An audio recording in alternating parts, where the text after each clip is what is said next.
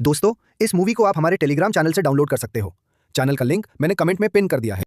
Movie की starting में हम लोग देखते हैं एक मिनी ट्रक ड्राइवर को जिसके ट्रक से एक हिरण का एक्सीडेंट हो जाता है। लेकिन हैरानी वाली बात ये थी कि इतना बुरा एक्सीडेंट होने के बावजूद वो हिरण मरता नहीं है। वो खड़ा हो जाता है और उसकी आंखों का रंग बदल जाता है और अब वो बिल्कुल भी नॉर्मल नहीं लग रहा था। दरअसल ये हिरण यहाँ फैले ज़ोंबी वायरस की वजह से ज़ोंबी बन चुका था। इसके बाद हम लोग देखते हैं इस आदमी को जिसका नाम है शेओक वू। ये कंपनी में फंड मैनेजर है और ये काम में कुछ ज्यादा ही बिजी रहता है, जिसकी वजह से इसका डाइवोर्स भी हो चुका है। और यहाँ पर हम लोग देखते हैं कि वो अपनी पत्नी से अपनी बच्ची की कस्टडी के लिए लड़ाई कर रहा था। शेओक वू की बेटी का नाम सुआन है और आज उसका बर्थडे है, इसलिए शेओक वू उसके लिए एक सरप्राइज गिफ्ट लेके जाता है। लेकिन सुआन जब उस गिफ्ट को खोलती है तो वो उस गिफ्ट को देखकर बिल्कुल भी खुश नहीं होती, क्योंकि उसके पिता ने जो गिफ्ट अब की बार दिया है वैसा ही गिफ्ट उन्होंने पिछली बार भी दिया था। शेओक वू अपने काम में इतना ज्यादा बिजी रहता है कि उसे इस बात का ध्यान ही नहीं था कि वो अपनी बेटी को वही गिफ्ट दोबारा से दे रहा है, इसलिए वो काफी शर्मिंदा भी होता है और इसे इस बात का एहसास भी था। सुआन अपने डैडी से कहती है कि मुझे मोम से मिलना है। आज सुआन का बर्थडे था, इसलिए शेओक वू उसकी माँ के पास जाने के लिए मान जाता है। अगले सीन में हम लोग देखते हैं एक रेलवे स्टेशन का, जहाँ पे एक ट्रेन बुसान जाने के लिए लगी होती है। शेओक वो अपनी बेटी के साथ इसी ट्रेन में बैठता है। इस ट्रेन में काफी लोग थे, जिसमें एक बेसबॉल टीम के कई सारे प्लेयर्स भी थे और इसी टीम में एक योंगबुक नाम का लड़का रहता है जिसकी गर्लफ्रेंड होती है, जो इनकी टीम की चीयर लीडर है और इसका नाम है किम जिन ही। इसके अलावा इस ट्रेन में दो बूढ़ी बहनें भी रहती हैं और एक गरीब होमलेस आदमी भी इसी ट्रेन में रहता है। ये आदमी थोड़ा सनकी सा था। जब इस आदमी से टिकट के बारे में पूछा जाता है तो ये कहता है कि सभी लोग मरने वाले हैं। वहीं इसके अलावा एक और कपल रहता है। ये आदमी एक नॉर्मल आम इंसान की तरह वर्किंग मैन है और इसका नाम है सेंग हुआ। इसके साथ इसकी प्रेग्नेंट बेबी है जिसका नाम है सियोंग कायोंग। जब ट्रेन चलने वाली होती है तभी उस ट्रेन में एक ऐसी लड़की घुसती है जिसके पैर पर किसी ने काटा था। तभी थोड़ी देर में वो लड़की नीचे गिर जाती है। उसे गिरा हुआ देखकर वहाँ की एक अटेंडेंट वहाँ पर आती है और उसकी ये हालत देखकर वो मेडिकल टीम को बुलाती है। दूसरी तरफ शेओक वू के पास उसके असिस्टेंट का कॉल आता है और वो बताता है कि पूरे शहर में दंगे हो रहे हैं। जब भी वो लोग ट्रेन में न्यूज देखते हैं तो न्यूज में पता चलता है कि पूरे शहर में भगदड़ मच चुकी है। लेकिन यहाँ सभी लोगों को ये नहीं मालूम था कि पूरे शहर में ज़ोंबी वायरस फैल चुका है और लोग ज़ोंबी बनते जा रहे हैं। जब भी शेओक वो ध्यान देता है कि उसकी बेटी तो यहाँ पे है ही नहीं, तो वो अपनी बेटी को ढूंढने के लिए चल देता है। वहीं दूसरी तरफ वो लड़की जिसके पैर पर किसी ने काटा था, अब वो ज़ोंबी बन चुकी है और वो उस अटेंडेंट को भी काट लेती है। और तो और वो लड़की बेसबॉल टीम के कुछ प्लेयर्स को भी काट लेती है। इसके अलावा वो अटेंडेंट भी अब ज़ोंबी बन जाती है और अब ये सभी लोग बाकी लोगों को काटते जाते हैं। पूरी ट्रेन में एकदम से भगदड़ मच जाती है। लगभग पूरी बेसबॉल टीम ज़ोंबी में बदल जाती है। जो भी सामने आता है उसे ज़ोंबी काट लेते हैं और वो भी ज़ोंबी में बदल जाता है। बचे कुछ लोग एक कंपाउंड से दूसरे कंपाउंड में भाग रहे थे। वहीं दूसरी तरफ शेओक वू अपनी बेटी को अभी भी ढूंढ रहा था। वो अपनी बेटी को ढूंढते ढूंढते एक ऐसे कंपाउंड में पहुंच जाता है जहाँ के सभी लोग ज़ोंबी में बदल चुके हैं और जैसे ही ज़ोंबी शेओक वू को देखते हैं वो उसके पीछे दौड़ने लग जाते हैं। जब ही पीछे से सुआन अपने पिता को बुलाती है, शेओक वू अपनी बेटी सुआन को लेकर भागने लग जाता है और उसके पीछे बहुत सारे ज़ोंबी पड़ जाते हैं। शेओक वू किसी तरह अपनी बेटी को लेकर एक ऐसे कंपाउंड में पहुंचता है जहाँ के सभी लोग अभी सही सलामत है। वो वहाँ पहुंचकर जल्दी से गेट बंद कर देता है। वहीं दूसरी तरफ सेंग हुआ अपनी प्रेग्नेंट बेबी को लेकर किसी तरह ज़ोंबी से बचते बचाते उसी कंपाउंड के पास पहुंच जाता है। लेकिन कंपाउंड का गेट तो शेओक वू ने बंद कर रखा था। सेंग हुआ शेओक वू से गेट खोलने को कहता है। शेओक वू थोड़ी देर तक सोचता है कि गेट खोलूं या ना खोलूं,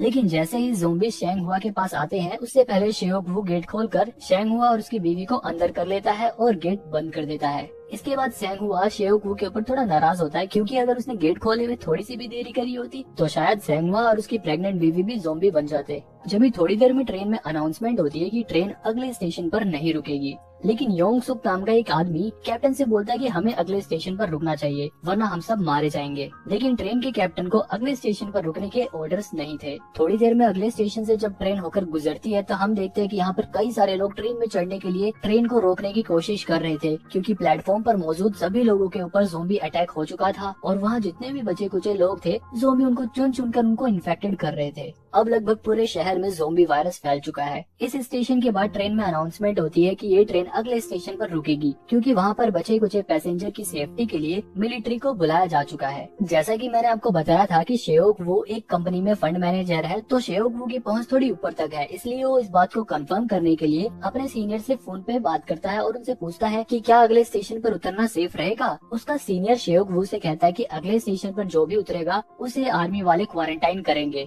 लेकिन शेयोक वो अपनी बेटी के साथ कहीं क्वारंटाइन नहीं होना चाहता था, इसीलिए वो अपने सीनियर से रिक्वेस्ट करता है कि कोई और रास्ता नहीं है। उसका सीनियर कहता है कि तुम मेन गेट से मत उतरना, तुम ईस्ट वाले गेट से उतरना, मेरे आदमी तुम्हें वहीं से पिक कर लेंगे। इसके बाद ट्रेन थोड़ी देर में अगले स्टेशन पर पहुंच जाती है और वहाँ रुकती है। ये स्टेशन पूरी तरह से खाली था, यहाँ पे कोई भी नहीं दिख रहा था, न ही मिलिट्री वाले न ही और कोई। बचे कुछ लोग ट्रेन से उतरते हैं और प्लेटफॉर्म में आगे बढ़ते हैं। यहाँ पर हम देखते हैं कि योंग सुक कैप्टन से रिक्वेस्ट करता है कि हमें यहाँ पर नहीं रुकना चाहिए, यहाँ पर बहुत खतरा है। हालांकि कैप्टन को भी उसकी बात सही लगती है, क्योंकि यहाँ पर मिलिट्री वाले तो छोड़ो बल्कि कोई भी नहीं दिख रहा था। वहीं दूसरी तरफ सभी पैसेंजर मेन गेट की तरफ जा रहे थे, लेकिन शेयोक वो अपनी बेटी के साथ सबसे अलग ईस्ट की तरफ जाता है। लेकिन यहाँ पर हम देखते हैं कि वो होमलेस आदमी भी इनके पीछे पीछे आता है, क्योंकि इस होमलेस आदमी ने शेयोक वो की बात सुन ली थी। सुवान अपने पापा से कहती है कि हमें बाकी लोगों को भी अपने साथ लेके चलना चाहिए, लेकिन शेयोक वो कहता है कि नहीं बेटा, इस वक्त हमें सिर्फ अपने बारे में सोचना चाहिए। सुवान रोते हुए अपने पापा से कहती है कि आपकी इसी वजह से मम्मी भी हमें छोड़ के चली गई, आप सिर्फ अपने बारे में सोचते हो।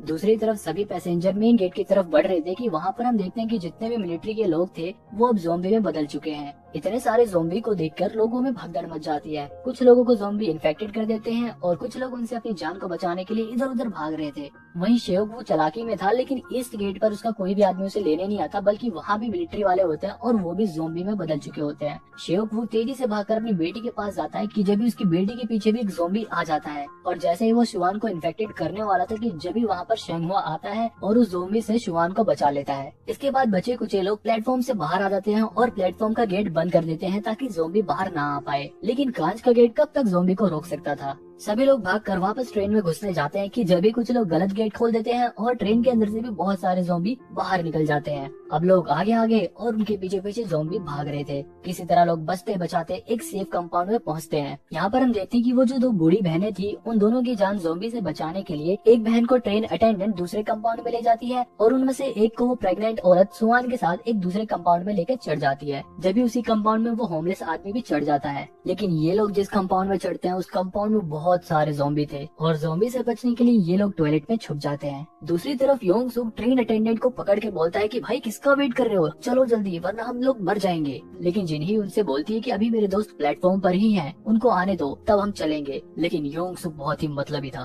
वो ट्रेन अटेंडेंट से लड़के ट्रेन चालू करवा लेता है। वहीं दूसरी तरफ हम लोग देखते हैं कि सेंगहुआ बाकी लोगों के साथ मिलकर उस कांच के गेट को पकड़ के रखे हुआ था ताकि ज़ॉम्बी बाहर ना सके। जैसे ही वो कांच का गेट टूटने वाला था वो लोग गेट छोड़ के भागने लग जाते हैं। लेकिन भागते भागते योंगुक के दोनों दोस्तों को ज़ॉम्बी इन्फेक्टेड कर देते हैं। शेंगहुआ और शेयोक उसे संभालते हैं और उसके साथ ट्रेन की तरफ जाते हैं। लेकिन यहाँ पर तो ट्रेन चल चुकी थी और इन तीनों के पीछे बहुत सारे ज़ॉम्बी भी पड़ चुके हैं। अपनी जान बचाने के लिए ये लोग किसी तरह एक खाली कंपाउंड में चढ़ जाते हैं। ट्रेन में चढ़कर योंगुक अपने दोस्त जिन्ही के पास कॉल करता है और उससे कहता है कि हमारे सभी दोस्त मर चुके हैं और हम कुछ बचे हुए लोग एक कंपाउंड में हैं, हम तुम्हारे कंपाउंड में आने वाले हैं। इसके बाद शेंगहुआ भी अपनी बीवी के पास फोन करता है, लेकिन उसका फोन सुआन उठाती है। सुआन उससे बताती है कि वो लोग जिस कंपाउंड में चढ़े थे उसमें ज़ॉम्बी है और उनसे बचने के लिए वो लोग एक टॉयलेट में छुपे हुए हैं और वो उन्हें बताती है कि वो कंपाउंड नंबर 13 में है। लेकिन शेंगहुआ और ये सब लोग कंपाउंड नंबर 9 में है। अब इन्हें उन तक पहुंचने के लिए 9 से 13 कंपाउंड के बीच के डब्बों को पार करके उन तक पहुंचना होगा। इसलिए ये लोग ज़ॉम्बी से लड़ने की पूरी तैयारी करते हैं और आगे बढ़ते हैं। पहले कंपाउंड में तो ये लोग बड़े जोश से लड़ते हैं और सभी ज़ॉम्बियों को मारते हुए आगे बढ़ते हैं। अगले कंपाउंड में जब ये लोग पहुंचते हैं तो वहाँ पे देखते हैं कि यहाँ पे तो बेसबॉल की पूरी टीम ज़ॉम्बी बन चुकी है। योंगुक अपने दोस्तों को ज़ॉम्बी बना हुआ देखकर एकदम शॉक हो जाता है। लेकिन शेंगहुआ और शेयोक वो उनसे लड़ने की तैयारी कर ही रहे होते हैं कि जब भी एक टनल आ जाती है और टनल की वजह से ट्रेन में अंधेरा हो जाता है। यहाँ पर ये लोग नोटिस करते हैं कि ज़ॉम्बी अंधेरे में इन्हें देख नहीं पा रहे हैं, तो ये लोग अंधेरे का फायदा उठाकर ज़ॉम्बी से चुपचाप बिना लड़े उनसे बचकर ये वाला भी कंपाउंड पार कर लेते हैं। इसके बाद अगले कंपाउंड को पार करने के लिए शेयोक वो प्लान बनाता है। वो शेंगहुआ का फोन लेता है और ज़ॉम्बियों के बीच में फेंक देता है और अपने फोन से उस फोन पर कॉल करता है और जैसे ही फोन की रिंगटोन बजती है सभी ज़ॉम्बी फोन के पास आ जाते हैं और अगली टनल आते ही जैसे अंधेरा होता है वो लोग अंधेरे का फायदा उठाकर साइड से चुपचाप निकल जाते हैं। अब शेयोक वो अपनी बेटी से मिलकर बहुत खुश होता है और शेंगहुआ अपनी बीवी से मिलकर भी खुश होता है। लेकिन ये लोग बाकी लोगों के पास जाते उससे पहले टनल खत्म हो जाती है और ज़ॉम्बी इन्हें देखने ही वाले होते हैं कि ये लोग भी टॉयलेट में छुप जाते हैं। इसके बाद ये लोग प्लान बनाते हैं कि अगली टनल 3 मिनट के बाद आएगी और अगली टनल आते ही हमें अंधेरे का फायदा उठाकर ये वाला कंपाउंड पार करना होगा। इसके बाद योंगकुक अपने दोस्त के पास फोन करता है और उससे कहता है कि हम लोग आने वाले हैं, तुम लोग कंपाउंड का गेट खोल के रखना।